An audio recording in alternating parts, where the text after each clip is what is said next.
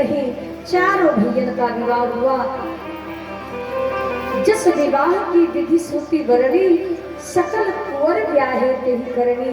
जितने मिथिला अयोध्या से कुंवारे आए थे, सबका ब्याह मिथिला में संपन्न कराया गया। और भाई इतनी जल्दी विदाई हम करा नहीं सकते और ना ही हुई है, इसलिए आज चारों दूल्हा दुल्हन को कोहबर में रहने दीजिए। आइए कोहबर लेकर चलते हैं। चारों दूल्हा दुल्हन को कोहबर में ले जाया जाता है। मुंह पर घूंघट पड़ा है।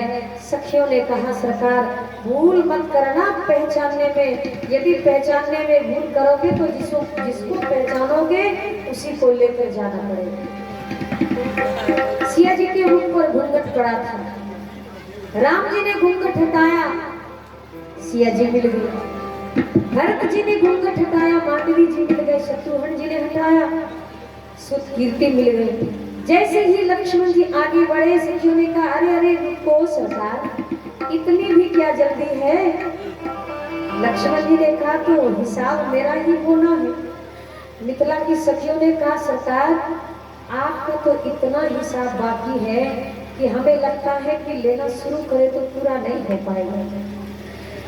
लक्ष्मण जी ने कहा ऐसी क्या गलती की है, कहा जो भी है वो तो बाद में देख लेंगे, बस हमारा एक हिसाब पूरा कर दो जो हल ही नहीं हो रहा है। पूछा क्या, का सरकार हमने सुना है कि आपकी अयोध्या का नियम कुछ और है। क्या नियम है भाई? का आपके अयोध्या का नियम है आपके यहाँ माताएं खीर खा के बच्चे को जन्म दे देती थी, पिता की जरूरत नहीं, ये सच है? लक्ष्मण जी ने कहा अच्छा जी ये हिसाब है।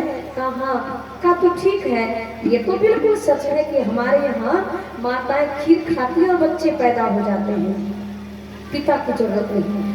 हमने मिथिला के बारे में जो सुना है वो क्या सच है? का क्या आपने यहाँ के बारे में क्या सुना? का हमने सुना है कि मिथिला की भूमि पर हल चलाओ और बेटी पैदा हो जाती है, माता पिता किसी की आवश्यकता नहीं है। क्या ये सच है?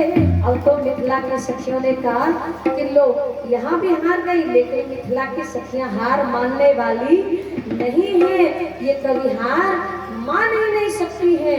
मिथिला की सखियों ने कहा सरकार सो तो ठीक है, लेकिन ध्यान रहे क्या,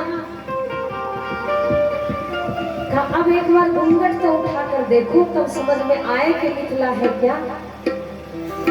लक्ष्मण जी ने विचार किया भाई जब किसी के साथ ऐसा नहीं हुआ तो मेरे साथ क्यों?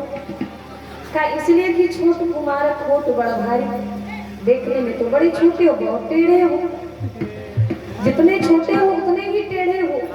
अब घूंघट हटाओ, फिर आगे बढ़े। सखियों ने कहा रुकिए रुकिए, इतनी भी क्या जल्दी है, ध्यान रहे घूंघट के अंदर जो मिल जाए उसी को लेकर अयोध्या जाना पड़ेगा, चाहे वो जो भी हो। अब बेचारे लक्ष्मण जी तो पहले से ही डर रहे थे कि हमारे साथ पता नहीं क्या हिसाब चुकाएंगी ये सखियां। और महाराज जैसे ही लक्ष्मण जी आगे बढ़े और घूंघट को हटाया कि घूंघट के नीचे उर्मिला जी नहीं जटेधारी बाबा खड़े हो गए। बोलिए मिथिला धाम की। बाबा ने कहा क्यों सरकार, अब तो हमें ही लेके जाना होगा। लक्ष्मण जी ने कहा हास प्रयास में यहाँ जो हुआ सो हुआ, मगर हम वचन देते हैं द्वापर में जब हम बलराम के रूप में अवतरित होंगे तो वहाँ आप स्त्री बनकर पैदा होंगी और हम आपसे वहाँ विवाह करेंगे। ये मिथिला में कोहबर में हम वचन देते हैं। इस प्रकार उर्मिला जी को आगे लाया गया, प्रणाम कराया गया और फिर कोहबर की विधि पूरी हुई। और सखियां बार बार कहती हैं कि सुनो सरकार चाहे जो भी हो जाए एक बात याद रखना। कहा क्या?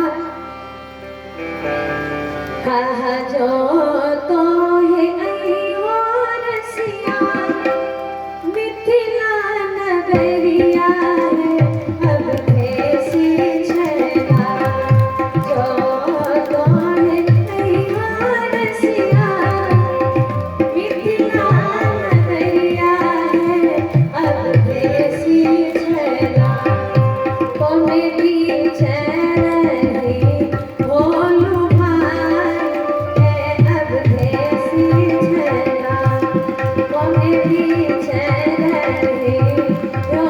Bye.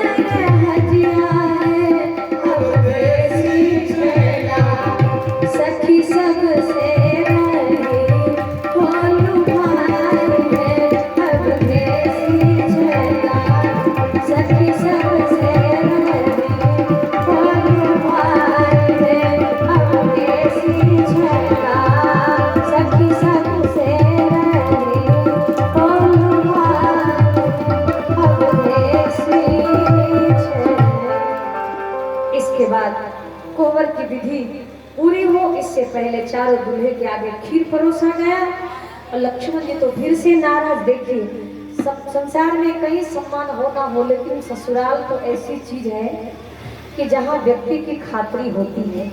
एक बार एक अनपढ़ गंवार व्यक्ति ससुराल गया। वो रहने वाला गांव का था, विवाह हो गया था शहर में, और जब ससुराल गया तो साली सरहज ने मिलकर खूब व्यंजन तैयार की। पूरी, कचौड़ी, रसमलाई, रसगुल्ले, खीर, तस्मे, ना जाने क्या क्या आगे परोस दिया। अब बेचारा ये गांव का रहने वाला दूल्हा ये सोचे शुरू कहाँ करे खत्म कहाँ करे, शुरू कहाँ करे खत्म कहाँ करे। सुंदर सुंदर कचौड़ी आगे खुली हुई थी।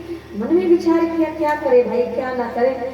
सोचते सोचते मन में सोचा कि चलो कचौड़ी से शुरू करते हैं, अच्छी लग रही है देखने में। उठाया और सीधे पार्सल, तोड़ा नहीं, उठाया और सीधे खाता। पत्नी झरोखों से झांक रही थी, खिड़की से देख रही थी। विचार किया हमारी भाभी ने देख लिया, बहनों ने देख लिया तो बड़ी बदनामी होगी। उन्होंने उंगली का इशारा किया, पतिदेव ऐसे नहीं, पूरी को 2 भागों में बांट कर खाइए। उंगली का इशारा किया। अब बेचारे पतिदेव ने सोचा कि हमारी श्रीमती जी कह रहे हैं, हमारी श्रीमती जी कह रही हैं कि एक नहीं 2-2 पूरी खाइए। अब वो 2-2 पार्सल करने लगे। अब तो पत्नी का और दिमाग खराब, ये तो उल्टे रिएक्शन हो रहा है। बगल में एक रुमाल रखा था, खिड़की में दिखाया और खिड़की में दिखाकर फाड़ दिया कि सुनिए जी ऐसे पूरी तोड़ कर खाइए।